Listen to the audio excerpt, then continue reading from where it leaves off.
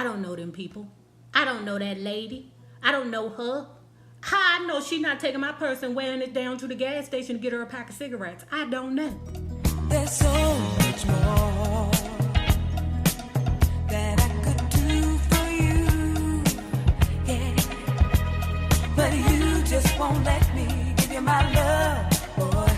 What is wrong? Okay, guys, right quick, I want to tell you something that I found out today about Chanel.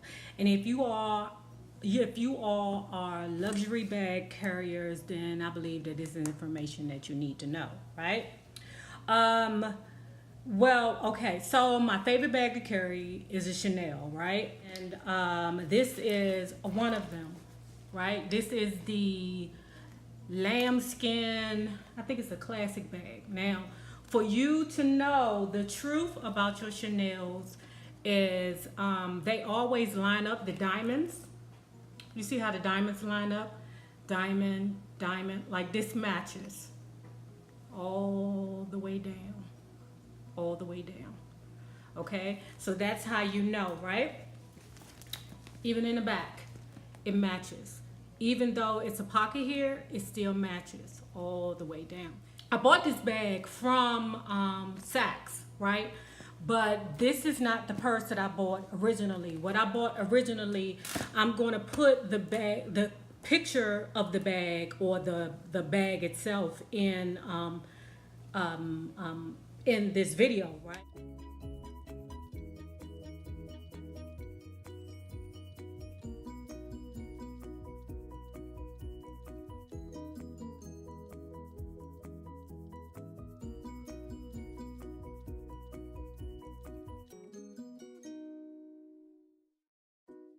But the first bag that I bought from Chanel was a runway bag. And what ended up happening was, because there was like stitching in the bag, the stitching started unraveling after 3 months, right? And this was back home at the Saks Fifth Avenue in, it's not Mazda Gallery. Is it Mazda? No, but it's a Saks on Wisconsin Avenue, right? And what ended up happening was I had the bag for no more than 3 months and I took it back to the store. Now, the concern was with Chanel was this. When I took it back to the store, and I had almost lost my mind on them people in there, because I was like, whoa, whoa, whoa, whoa, Buster. Y'all was my best friend when I purchased this bag. Now I'm hearing y'all trying to tell me that I can't even exchange it. I even had the store manager of Saks itself, because Chanel has a licensed dealer, I guess, inside of Chanel. I don't know what you call it, but child, I even had him to come down and be like, look, y'all gonna have to do something about this, because y'all was my best friend when I paid $3,500 for this bag. But now that I need you to exchange it because y'all stuff is falling apart, I was like, yeah, you need to do something about it. Child, I was so mad. He was like, we can't do nothing for you. You can't do nothing for me. He was like, come back later. Come back later. So then what I did was I went home and I wrote to the head of Saks, and I told them about how them people turned me around, and I just spent $3,500 on a purse and they wouldn't accommodate me at all. So they contacted me and they was like, by email, they responded, because I act a whole fool in that email, but they responded and they was like, listen, we are sorry for your inconvenience. Come back in and we will take care of you immediately, right? I went back in there and I met with the young lady. I think she was some type of manager or something. I'm not sure, but she was very accommodating. I will never forget her, because she said, if ever you have a problem with Chanel ever again, you come back into this store. If you want to return it, you can return it. If you want to exchange it, you can exchange it, whatever you want. I said, oh, I like this lady. I like this white lady. I returned the runway bag, and this is when I got the classic bag, right? And what I'm going to say about this bag is that although the leather is like butter and it's soft and it's supple and it's leather and it's lovely, it's just this particular bag loses its shape quickly, right? Also, another problem that I had with this bag was that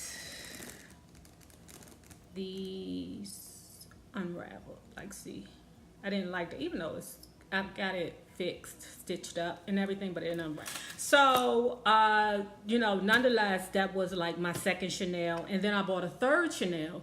And I wish I had a picture of it. If I have a picture of it somewhere, I'm going to find it and put it in here.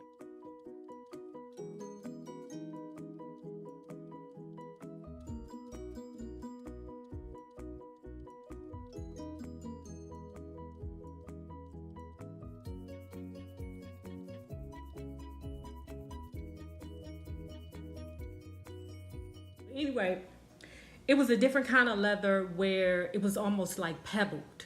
Is it caveat? I'm not sure what it is, but it was almost like pebbled, right? And I had the bag for maybe like 4 or 5 years, right?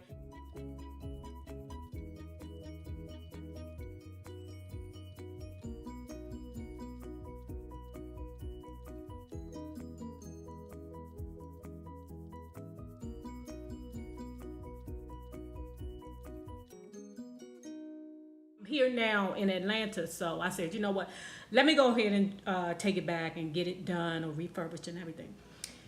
So this is the information that you need to know, that I believe all people who wear Chanel's and are not the kind of people that just are able to just throw money away, and that when we have our luxury bags, we know that we need to take care of. I'm in a good situation right now, but I'm not into buying Chanel's like every year. I'm not into that because Chanel's be like damn near 2,000 plus, okay? So what happened was the bag was peeling. It was in great shape, but the particular type of leather started peeling. So then what happened was I took the bag to the Chanel dealer in Saks down at Phipps Mall, right?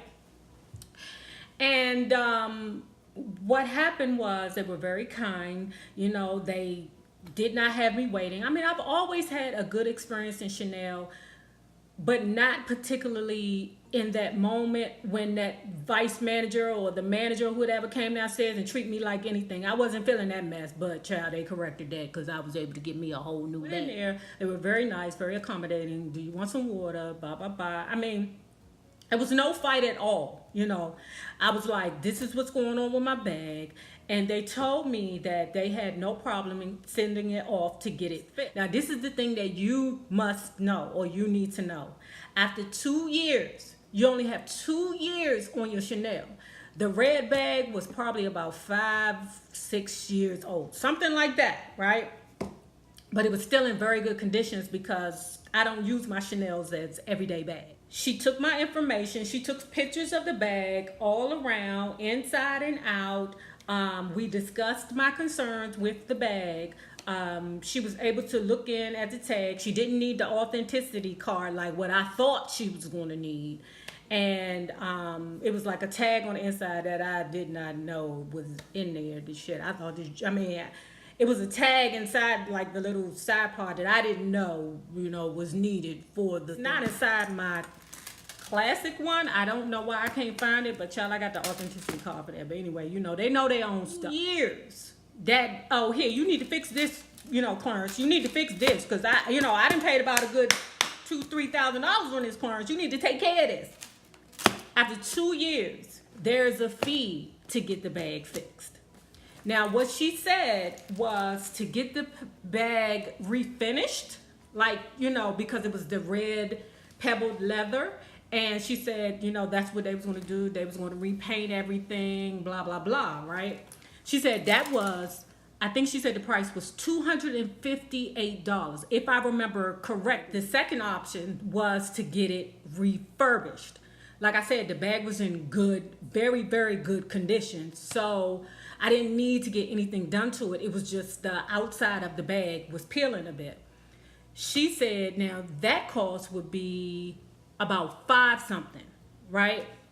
And I said, okay, well, I don't have any concerns as far as, you know, needing to get it, you know, stitched up again, blah, blah, blah.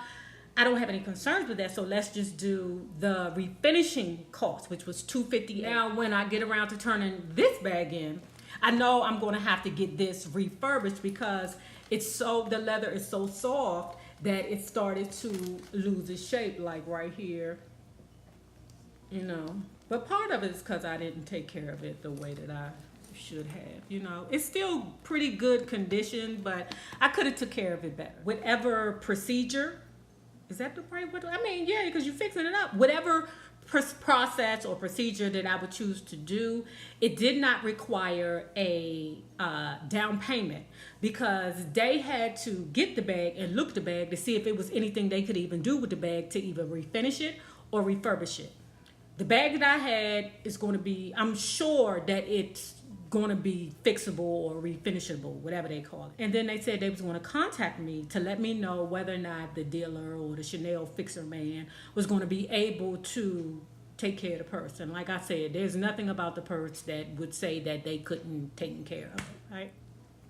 Then she told me the total turnaround time would be about 4, maybe 5 weeks. The final process was they had me to fill out a form with all my contact information, and they would utilize that to let me know the step of the bag. So then now we're going to get to the point, where I have to admit to y'all the reason why I didn't want to give up my bags or why I didn't take them back to the dealer sooner. And I'm going to tell y'all the truth. I don't know them people. I don't know that lady. I don't know her. How I know she not taking my purse and wearing it down to the gas station to get her a pack of cigarettes? I don't know. All I know is hurry up with my bag and give it back to me. Because I don't feel right when my purses is all over the place and spread all like. I don't even like my little sister carrying my purses, okay? I mean, we're going to be honest with it. But I just did not want my purses out of my hand because I spent so much money on them. But after going to the Chanel dealer in Phipps Plaza at the Saks, I did not feel that anxiety about releasing my bag. I did not feel like, oh God, I don't know what the heck get ready to happen with my bag. I don't know these people like this, Sam. I don't know.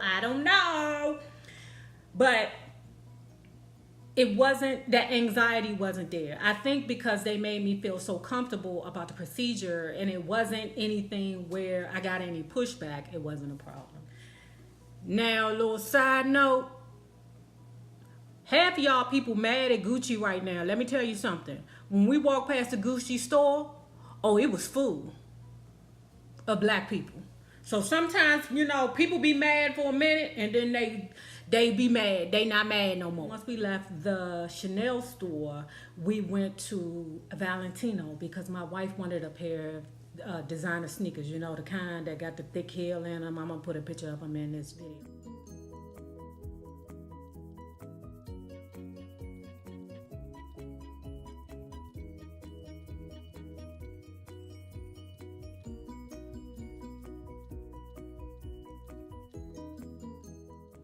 But they got like the thick heel on them, and I mean, I can't explain, but she wanted a pair, right? And I told her, I said, look, I've never owned Balenciaga before in my life. I've had Gucci before, I've had Chanel before, and I've had Valentino before. But truth be told, I have never had a problem with the quality of Valentino. And when we went to Valentino, Gucci was right there. And I'm going to tell y'all something. A lot of people was mad at Gucci right now because of that blackface mask or that blackface collection that they have right now. But let me tell you something. It was full. And guess what it was full of? Now, I'm not about to go sell my Gucci, and I'm not about to go throw none of my Gucci away. Now, I don't know how to feel about that blackface collection. That was real scammy-ish. That was real scammy-ish. But, they tried it. But I said that it was people inside of the Gucci store because, trust me, Gucci will survive. Even if black folks don't ever buy a piece of Gucci ever again, Gucci will do just fine.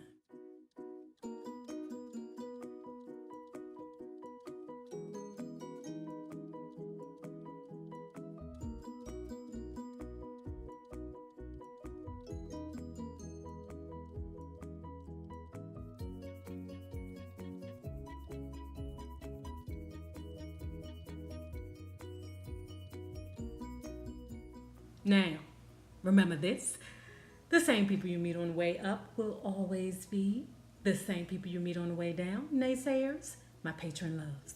Have a good one.